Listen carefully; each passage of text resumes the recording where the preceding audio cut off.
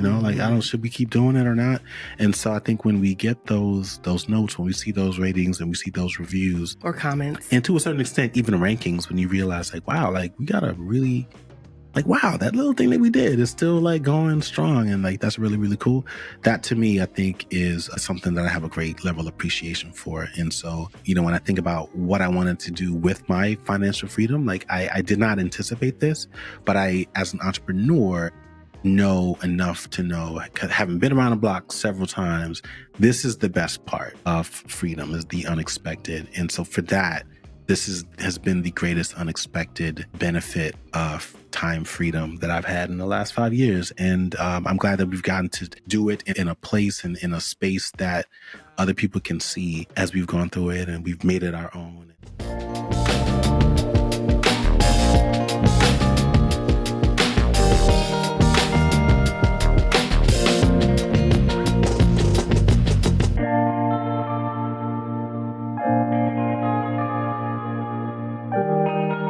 Welcome to the Rich and Regular podcast, where we explore life at the intersection of money. I'm Kirsten. And I'm Julian. And today we're celebrating our 200th episode of the Rich and Regular podcast and reflecting on our journey as podcasters. Do you consider yourself a podcaster? It would sound weird if I said no after 200 episodes. I don't. I still say I have a podcast. I don't identify as a podcaster, but it's clear that I've done this for a pretty long time. But first, I want to give a shout out to, I guess, another podcast and the homie, Stephen Hughes. Yes, and really a shout out to a lot of the people who sent us a note.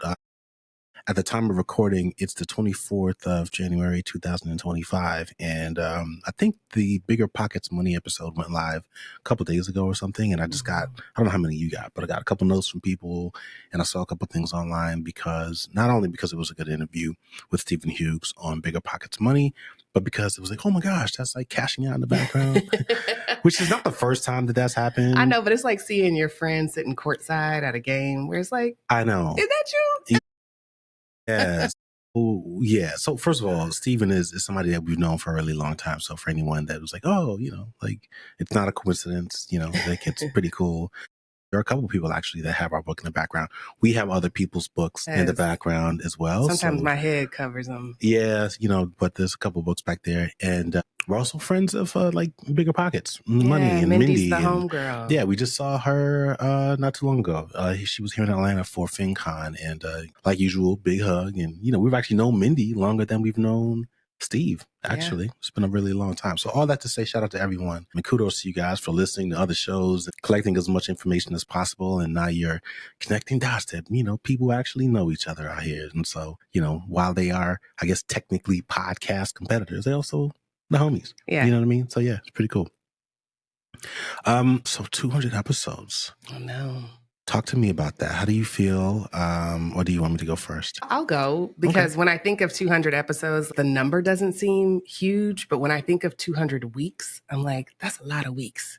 That's a lot of weeks. And then when I think about the way that we create content, the way that our podcast is formatted, which, of those 200, only about 25 maybe are interviews. The rest are thoughtful episodes based on a topic that I'm sure helps people. I don't know. When I think about I have to look past the number to think about the magnitude of that body of work. Yeah. It's like writing a couple books. Yeah, it is. It's a lot of talking. It's a lot of talking. I never... and a lot of thinking. It is. And I also think people really, unless you actually have a podcast, which is part of the reason why we're recording and talking about this particular subject, because I do think there are a lot of people out there who are just generally curious, but there's also a handful of people out there I know who are thinking about starting a podcast. We've had people reach out to us and ask us, what kind of equipment do you use? We're going to talk about that. But for me, when I reflect back on it, I cannot help but to think about the fact that I didn't want to do it at first. I was not open to doing a podcast at all. I didn't. I'm pretty sure I'm on record for saying, the only thing better than having a podcast is having a friend who has a podcast. Yes, you did. And we had several friends who had a podcast. I was like, look, if I want to be on a podcast, I'll just reach out to a friend and say, hey, can I jump on? Because it just seemed, I was so intimidated by the medium. It also felt limiting to me at the time. This was prior to when the term podcast more widely became like generally accepted that it could be video, it could be not, you know, like this was back in these strictly audio days, which sounds crazy because it wasn't that long ago, but like all of this stuff is still relatively new. And so for me, it's an interesting journey because you've led the way without question for the last couple of years, and I'd almost have been tagging along, but like I feel very much like a co-host here. This is the Kirsten Show, just in case anybody didn't know. And I'm very open about the fact that I did not want to do it.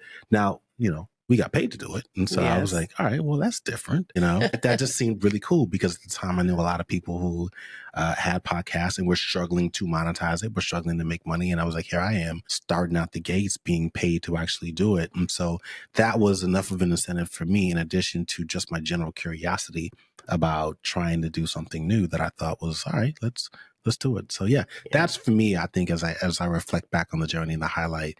You know, I'm 200 episodes in now, but I still remember episode 0 where I was like, look, I don't know how this is going to work. You know, I'm not good at it. You know, like this isn't my thing. And now here we are, like, you know, kind of enjoying the ride. Yeah, we were not pioneers. I would say like the pioneering class of individual podcast creators was around 2017. For sure. Because it started as like NPR and like This American Life. And it was very story driven, another form of journalism, kind of like an output of radio. And then around 2017, content creators started getting in the game, and you had more like people hosting podcasts. Yeah. And we came in 2021. So a couple years after that. Was it 2021? I think it was 2020. 2020, you're right. It was 2020. We came after that. And back then, the technology around podcasts was just totally different. We were recording in GarageBand. Like we had... That's right. We had basic... Which equipment. No shout out, because I'm sure there are tons of people who are actually recording in GarageBand right now, and it's perfectly fine. We're going to talk about that, but yeah, go ahead, go back to the rinky. You can absolutely record it in GarageBand. You can record in iMovie. You can record in any sort of recorder. You can record on your iPhone. But there are some technologies, some pieces of software that require you to be more of an audio expert. It's not just like click it and edit. It's like, okay, adjust the sound and the balance and the treble and the reverb and all these names that we didn't know, but we had a team of people that were supporting us. And so all we had to do was come up with the topic, record it, and ship it off. And then it would show up in your podcast players and we would get the notification. It was magical. Right? It was so magical. Removed from the process that it just kind of felt like magic. It was like, wow, people get to hear this conversation that we just had. Right. And I loved that part of it, but I was completely ignorant of all of the things because of the nature of the agreement. It was like, you just record it, submit it, and then we will take care of it all from there. And so it would pop up. We would find out the same way other people would find out, like, oh, the episode's out. Like it went out, you know. It was kind of rocky at first because it was everybody's first time. What about favorite episodes or like moments along the way? Do you have any favorite episodes? I do. I think my favorite episode, which was probably the most vulnerable episode, was the ADHD one. I got more notes about that episode than any other one, except for the one where you talked about your vasectomy. That was a really important one. I got several notes from both men and women. I love the one about your mom, which is an old episode. I mean, that must have been like episode 4 or 5, financially supporting a parent. Oh, yeah. I mean, it was an OG episode where we were just talking about moving her out of her original home and into a retirement home. Now, that story has evolved several times. So there's been several episodes about your mom's story, but that one was great. And then I obviously have a special place in my heart for the ones that I've done by myself because they were a big leap for me, especially, I think I did them unmedicated. I might have done them before I don't think I've done it. That might not be true. Let me not lie. But I like the one that I tackled solo. It feels like it was more. It does, but I'm confusing being on other people's podcasts versus my own. I think I am too. Yeah. So for me, I think my favorite, I don't know that I have favorite episodes so much as it's more like whenever I am also using the podcast as an opportunity to explore a subject that I've been like really curious about for a long time and I'm learning about something. I also think people can probably hear the difference. It was like, guess what? You know what I mean? And so I think about, and it's random, but like I know there was one about like the cost of funerals, which I remember getting some notes about it because people were like, wait, what? It's like, we just casually talk about, well, it was a funeral. I was like, let's just talk about how much it might actually cost, which again. That was a good one because I think I called bodies a meat sack or a carcass.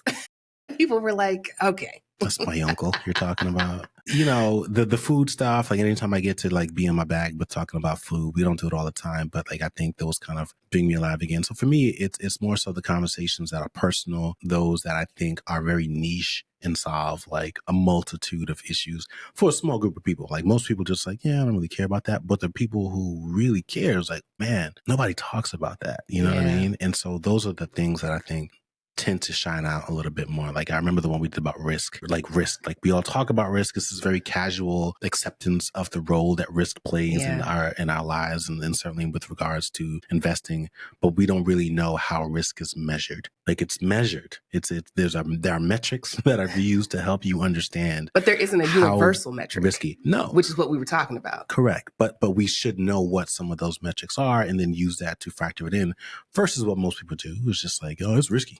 And you just leave it at that. It was like, well, how risky? Yeah. Is it like risky compared to what? Drunk driving risky? Or is it like crossing the street without looking risky? There's no universal metric that says, okay, on a risk scale, this is a 2 and this is a 10. Yeah. We'll likely end up putting links to all of these so that you don't have to search for them. I love that you said we. Oh, you speak French now. Well, we're going to talk about that. That would be me. That's my cue for Kirsten to make a note for herself to make sure that there are very easy to access links so that people don't have to search for some of these episodes we're talking about. The last thing I'll say, though, is that like for me, it's always been a goal for the podcast to feel very personal and or intimate. And I think for me, you know, I've always just cared more about, you know, impact and memorability versus popularity. I know there are a lot of people who say, oh, you should have this person on the podcast or you should talk about this. And for me, if it's not interesting to me, I just feel like people can tell. I can tell. And so I don't want to carve out time out of my day to learn more about something that I already know about. Like that doesn't seem like fun. And so for me, you know, that's, I think, been the general approach. And I think has been part of the secret to our success. I mean, 200 episodes. I know a lot of people who have not made it this far. Oh, I think most podcasts end by episode like 16 or 17. There's a stat out there that has how many podcast episodes podcasts have before they go dark. And it's less than 20, something like that. But going back to what you said about an intimate setting, I remember when Success Magazine asked us to create this podcast and we came up with a list of what makes a good podcast. Like we thought about the podcasts that we listened to over time. I had a much larger list than you did because you, to your point, like to study specific subjects. There's not necessarily personalities that you want to hear every week, but there are subjects that you go deep on. And one of the traits that we listed was that we wanted it to feel like a hole in the wall restaurant. Yes. Like not in terms of its aesthetic, but in terms of like that place that you love, your neighborhood Cheers bar that you love. It's not that you're gatekeeping it, but you also don't want it to be busy when you show up. You also want a relationship with the host and the manager. You would be really upset if it went somewhere. Like, that's the kind of environment that we have. And I feel like we've created that. Like we have so many inside jokes with our audience. They feel comfortable clowning us, even in public reviews. They feel comfortable sending notes. You know, they're just always looking out for us. And it's been one of the things that keeps me going. It's different than newsletter, which is very one way. You don't necessarily get like a bunch of people responding to your emails, but shout out to the ones that do. Yeah, we do get a good bit. We do get a good bit. Yeah. And I think if we moved to somewhere like Substack, we would get even more conversation. But with podcasting, you know, it's strictly audio. So for someone to take the time to go somewhere and type something, it means something. Yeah. And so I really appreciate it. What's been interesting, though, is that each platform has its own audience personality. Like the audio listeners are different from the YouTube listeners, which are different from the people who watch the clips on Facebook or Instagram.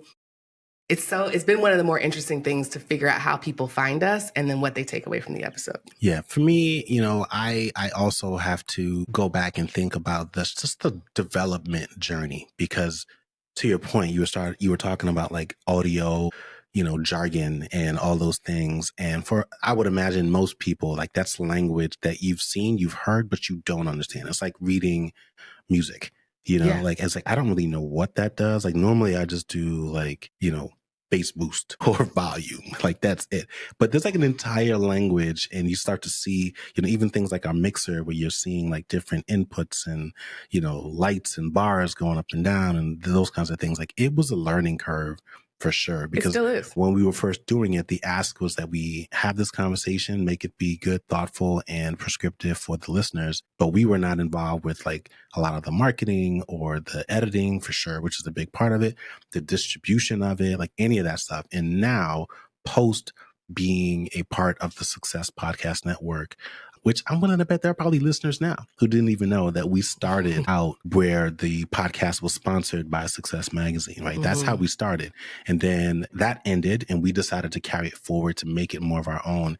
And that's where we are today, which is, you know, I think a much better spot. We've got a lot more flexibility, but it does a lot more work on us. Oh, man. But because of that, we've learned so much more. I think it's made us better entrepreneurs. I think it's made us better professional speakers.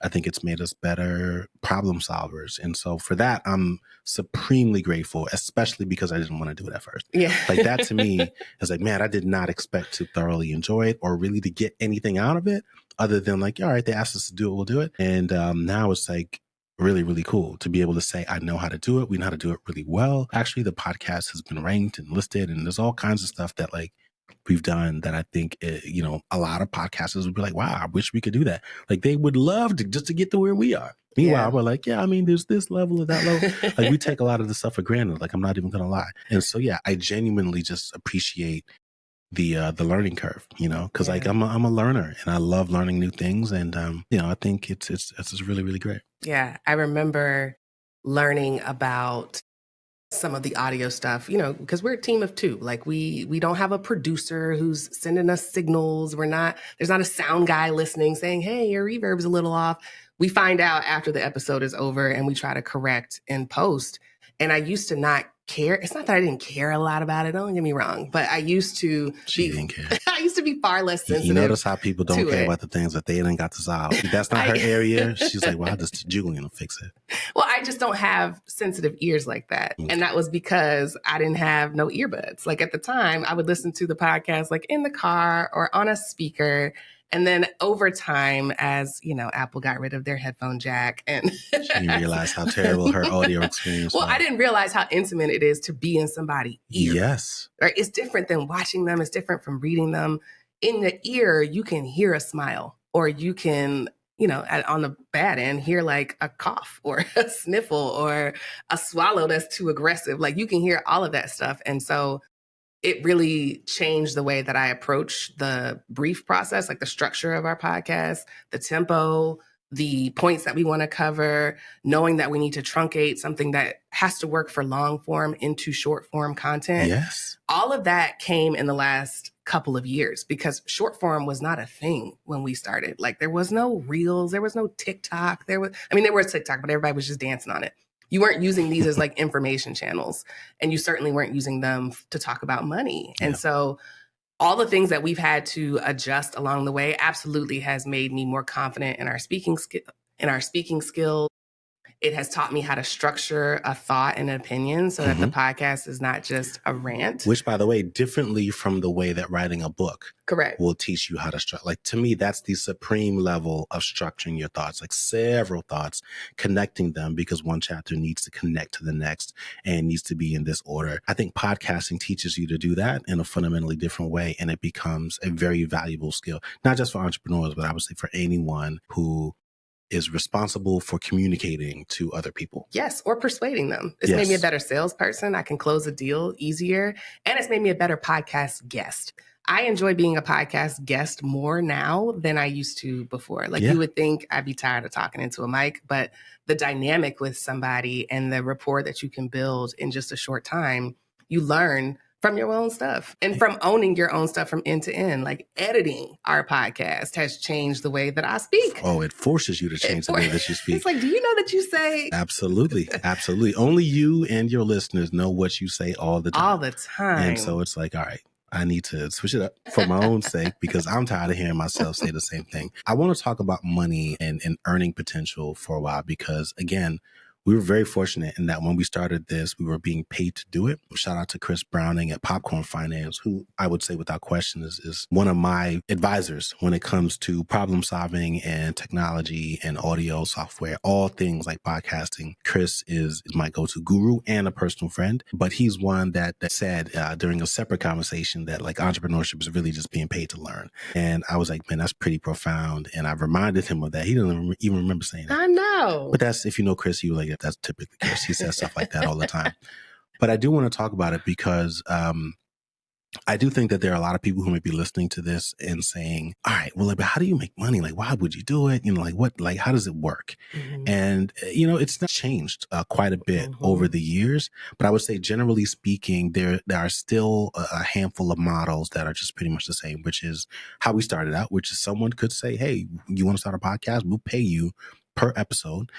This is what we're looking for. Can you do it? Right. That's basically a talent agreement, you know, whatever that number is, whatever you negotiate, you know, hopefully it's worth it for both parties and you take it from there. Another way would be that if you own the podcast, you could basically charge for what are called sponsored episodes. And I'll pause here for just a second because I don't think people even realize when this is happening, short of when an episode has like a commercial or something in it or an ad that says this episode is sponsored by. Sometimes it's not like that. And I'm going to say you right now, like a lot of these big time podcasts, when you see like other big time people on that show, they paid to get on that show. That's they paid money to get on that show. And so that they don't disclose it. They don't disclose that. Not unfortunate that they paid. They just make it seem like, oh, this person's there and these people know each other. And of course they would be there. It was like, no, they carved out a giant sum of money to a PR company who was responsible for reaching out to, we get these, you know, requests all the time. It's like, yeah, no, thank you. Like, I don't really, like, if I don't feel it, I'm not particularly interested in doing it. Right. So it's not this, you know, I don't know the word I'm looking for, but like, it's not like merit based in a way. Like that's not really what I'm saying. Like they're not there because the host thinks that it's interesting and valuable for the listeners. They're there because they're one of the few people that were willing to cut a check because of the size of that person's platform. And that to me was not the kind of podcasting episode or podcast that I wanted to create or be a part of. But I share that because that is a way that you can make money. You can literally have a pretty large audience and charge a certain number of guests to be on your show. And there are plenty of people who would be willing to pay to be on your show. It's no different than paying for an ad on Instagram. That's exactly what it is. It's just audio. Yeah. So there's that. There's then what they called host read ads, which is exactly what it sounds like. We as hosts will read an ad that is provided to us by a company. We will insert it in and you get paid money for that. Again, would be dependent on the size of the podcast, how many people listen to it. And so that's like the big thing. Like that's going to influence all of those things. Because of course, the next question is going to be, well, how much money are we talking about? It depends on how big your podcast is. And it depends on how well you can negotiate with the person or the people that are willing to pay you to be on it. I would say the last one that is, I want to call it the Holy Grail, but it's not really the Holy Grail. It just kind of depends on how big and popular the podcast is, would be if you were a part of a podcast network. And so you've got this group or collection of shows that are part of this network. And that network then goes out to these companies and say, hey, do you want to buy ad spots? And we'll place them across all of these different shows. You know, we've been approached. We came close, or at least started that process. We decided against it, at least for now. We may introduce that topic at some point in the future. But, I just want to put that out there because like for anyone who's out there thinking that they can do a podcast, because there's certainly a whole bunch of folks out there who I think want to do it, but they just don't really know.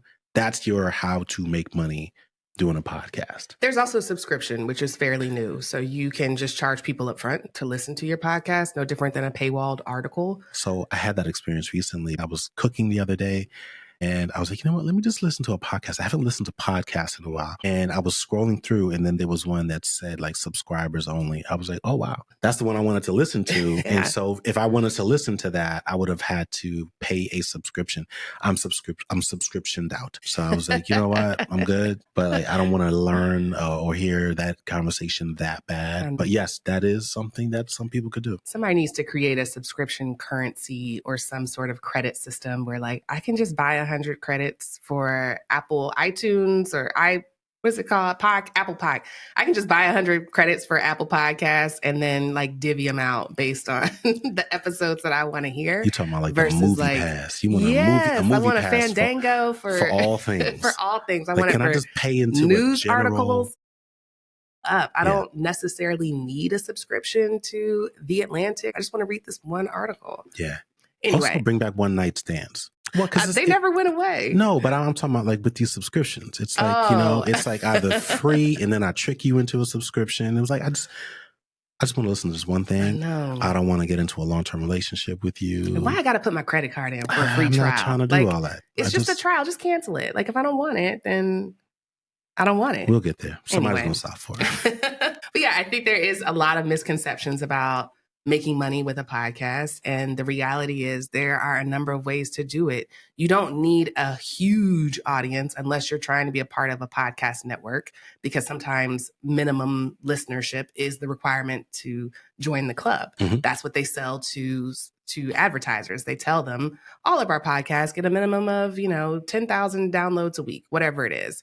But if you can create a very niche audience, so let's say you just happen to know 100 engineers, or if you are an expert, let's say you have 40 years of service on the U.S. Postal Service and you're teaching small businesses how to better create packaging or save money on postage, those things you can absolutely monetize, right? It just requires having the right audience, knowing who is looking for your content and going directly to them. I also think that there's a misconception that podcasts have to be evergreen, and that's not true either. Yeah. You can absolutely do seasonal content. You can do binge-worthy content. I've seen audio courses that are hosted on podcast platforms where it's 10 deep dive episodes, it's 10 hours of content, but they're not refreshing that until they have another topic to talk about.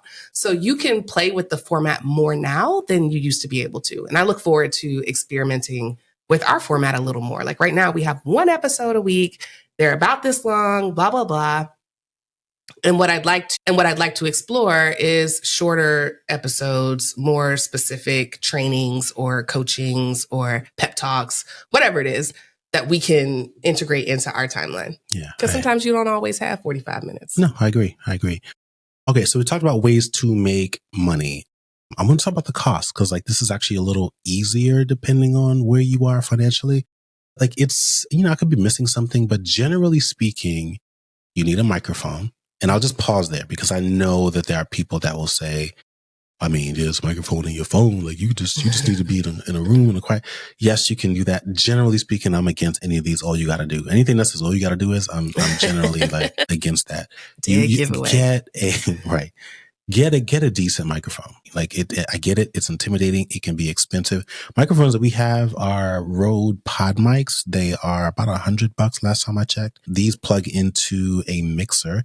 That can be a little expensive. This is the Rodecaster Pro 2. They have smaller versions of them, but like we're Team Rode, which is RODE, and it's generally available. You can find it at pretty much any store. You can also order from them directly, but the quality, I think, is like without question above and beyond, certainly where we started. And what's interesting is when we started, we thought that was crazy quality because it was better than what we had before, which was like a $20 microphone. It was something that was better than what would have been built into a phone or a laptop. And so we've upgraded several times over the years. I think we used to share a mic. We used to share a mic, and which was always weird. Leaning it. Because I could like smell your breath. But then there would be like, we would have like the AirPod, and I would have one in mine, and you would have the other one in yours, and be like, can you hear me? I was like, yeah, that's good. I was like, all right, we did it. Cooking with grease. we cooking with grease. So yeah, microphones, I would say get a good mic. I would say expect to spend, anywhere from $50 to $100.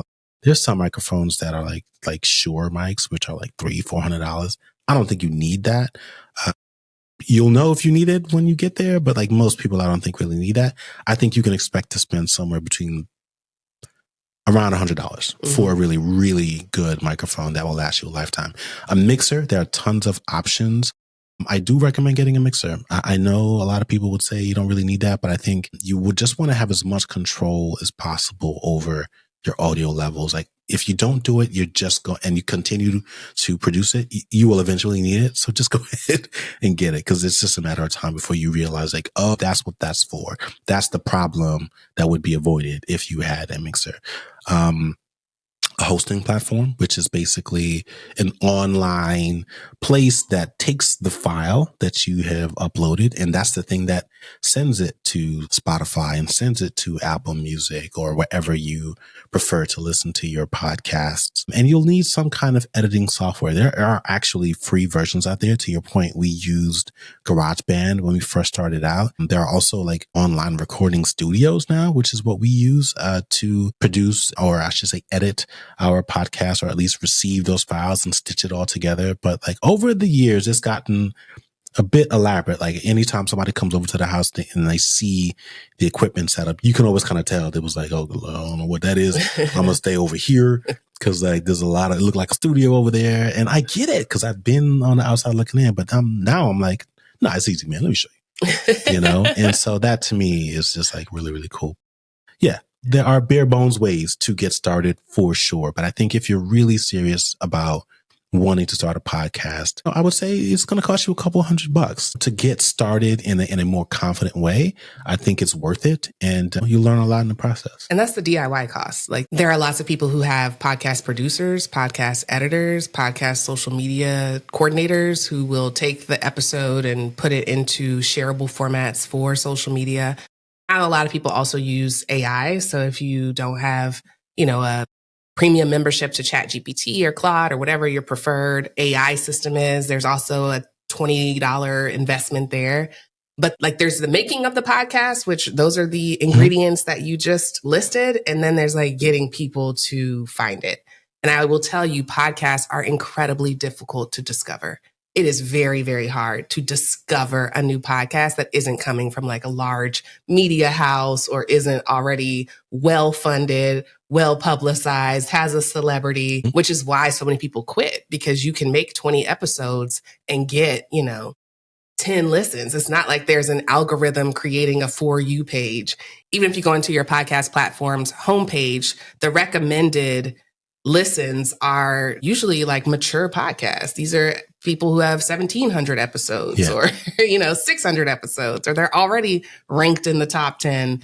And so you have to work very hard to get it out there and get people to listen. So don't negate the cost of that. Even if it's not in physical equipment, it's going to cost you your time. A lot of it costs your time, even just coming up with the topics that you want to talk to. I feel like a lot of people just get on the mic and start talking, assuming that they're naturally interesting. And being interesting isn't just like, it's not like people know you. Like I remember you logged into a podcast the other day or the other week, and it had a very specific topic, like as a title. Like it was something that you had actually wanted to know. Like, yeah, it was something about youth sports. It was. But then you logged in, and for 40 minutes, it's just two dudes talking. I took a walk for about an hour and 20 minutes, and I realized that around the 45-minute mark, they hadn't started talking about the topic. And what really pissed me off was that at the end, because I eventually got to the end, they was like, yeah, I don't really know what to tell you. Like they were basically saying that we don't have a solution. I was like, you made me wait an hour and 15 minutes to tell me like, look, it's hard, man. Yeah. So I don't really know what to tell you. Yeah. And after waiting 45 minutes to actually get to it, I was like just like comfortably getting into the banter, and I was zoned out, like just walking in the woods. And I was like, what? After a while, I was like, what's going on? Like, what did I click on again? Like, it was just weird. So yeah, it happens. We've had some really, really bad podcasting experiences. And again, we can speak from a place of experience and privilege now. Looking back, some of those times we didn't really think it was that. But there's some people who are just not really, or I should say, should not be podcasters. Well, they're just not getting the right feedback. Correct. If you start this, and I guess we can go into like what we would change if we were to start a podcast today in 2025. Yeah, let's do it. But we started with an audience in mind. We know that people like y'all exist in the world because we see them all the time. We talk to them in our real lives. And so it wasn't hard for us to stay authentic, to adjust the format to accommodate whatever is going on in your lives, whether the commute has changed or you no longer have a commute, or you need show notes to know whether it's actually worth it, or you just want a transcript, whatever it is, we've adjusted along the way to accommodate that versus people who don't have an audience in mind. So one thing I would not change is starting with an audience in mind. Like, I think that's really important. Most people just start with the topic. Like, I want to talk about this. And it's like, but to who? Talking about sports to a middle-aged woman is very different than talking about sports to a teenage boy. It's both sports, but who are you talking to specifically? The one thing I would change if I could do it all over again would be I would have prioritized learning the full end-to-end process of creating an episode before we had to, right? I think we were very spoiled and very comfortable with just recording, making a bunch of mistakes and saying, sorry guys, sorry, and just like submitting it, sorry guys, oh my God, sorry. Like, cause you're not the one that actually has to go in there and delete and edit. And I think when you are removed from the process of cleaning up, you have very little regard for the mess that you leave behind. And I think that's what we fell into, an unfortunate, not like in a bad way. Like, we were always mindful of it. And I think to a certain extent, we would pre-scrub and remove certain things just because we were generally mindful of it. Like, our professional experience taught us that much. Like, don't be that guy.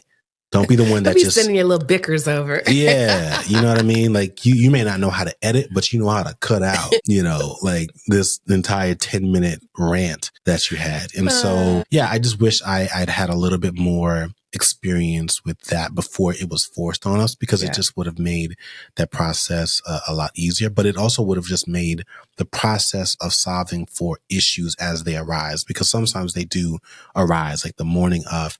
And if you don't know how to fix anything, because you've always just been calling someone, you're going to be in trouble. And we've had similar experiences with video editing as well, where you're over reliant on one person or one party. And then it just, leads to you being, basically at the whim of their availability or, even their quality levels. And so that's the one thing that I would change. And I think that's the one thing that I would recommend someone else do. Even if you're going through some really simple, seamless process, make it a point to start solving or understanding how to solve like really prevalent issues, because your day will come. And, there's going to be a day where you realize you didn't press record. What do you do? Or which there ain't no solution for that. You just go ahead to record it. But like, her mic or my mic, or there's just like some feedback, or there's echo, or whatever it is. Like, there's something like, what is that sound? Like, oh my gosh, the whole time that was there. How do you solve it? Like, you're going to have that experience. And I think you owe it to yourself to figure out how to solve some of those problems early. The other thing I would do differently if I were starting a podcast today is get really immersed in podcast communities and making sure that my audience has access to me one way or another, either in real life or in some sort of digital community. But podcast communities, and I mean conferences like PodFest or Black Podcasters Association. I apologize if I got that wrong, but there's something like that. Or just people who have conferences that are focused on podcasts, podcast growth, podcast vendors, podcast sponsors. When I think about the role that conferences like FinCon played in our subject matter life, when it comes to specific mediums like podcasting, I would absolutely dive into those communities because it cuts the learning curve tremendously. Yeah. You don't know what you don't know. Exactly. You have to learn from somebody else who's been through it, who's going to tell you, you're getting ready to buy what? No, don't do that, because, they've already been there and they can tell you to avoid it. So, yeah. Yeah. And I would have done video. Like, if I'm starting a podcast in 2025, there's no way it's audio only. Well, obviously. It's still audio only podcast. 18 I don't think you would have thought about that. You're right. That's always surprising to me, but that's the world that we live in. Yeah. Final thoughts, like final reflections. I'll start because I'm sure you probably need a second. Mine is just like a genuine gratitude. And, we're talking about it earlier, like around the intimacy of what we wanted to create and the realization that we did actually do that. I understand why, as I was preparing for this conversation, I understand why some people kind of like, I don't want to say fanboy or fangirl a little bit, but like, it is weird. I've been in your shoes where you meet someone that has been in your ear. Or you just hear them talking. Somebody mentioned, turn around and it's like, ooh, I knew that voice. Somebody mentioned my outside voice the other day or something like that. And I was like, like only somebody that really listens can like tell like I'm talking a little differently today because of whatever subject. And to your point, like there is a level of connection that you have with people. So I'm proud of us for doing it. I'm proud of you for leading us here. But I'm really, really grateful to our viewers and our listeners. I mean, this is why, like, last thing I'll say, this is why, like, we're so grateful for like ratings and reviews, because that's the thing that gives us feedback. Like without that, you know, we are not superhuman. Like we fall into the same, you know, lulls that other people do. It's like, I don't really know that people care, you know, like should we keep doing it or not? And so I think when we get those notes, when we see those ratings and we see those reviews or comments, and to a certain extent, even rankings, when you realize like, wow, like we got a really, like, wow, that little thing that we did is still like going strong. And like, that's really, really cool.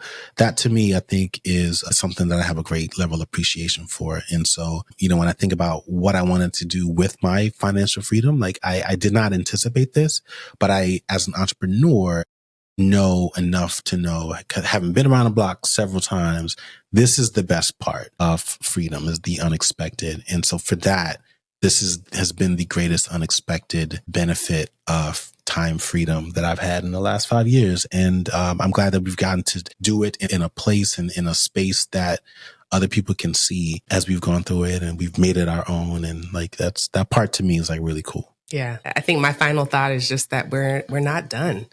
This is a milestone and we look forward to the next one and the next one. But I hope that our relationship with you all and with our content and with truth telling and with story structuring, I hope all of that continues to evolve. I hope that we continue to get really interesting guests who are on our show to actually reveal something, to learn something, to be curious, to share an insight, even just to share their story. Like, even if there's no insight yet, if you have a story that you're interested in telling, I hope that we continue to tease that out. But this is a really fun way of creating. It's something that I would recommend to anyone to do. Even don't do it for the numbers. Don't do it for the money.